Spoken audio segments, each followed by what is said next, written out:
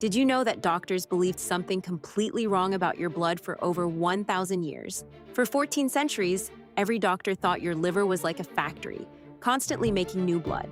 They believed your organs would eat up this blood like fuel, and then your liver would just make more.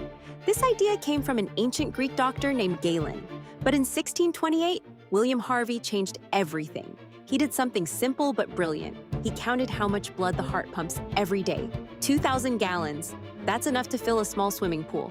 Harvey realized something amazing. There's no way your body could make and eat that much blood every single day.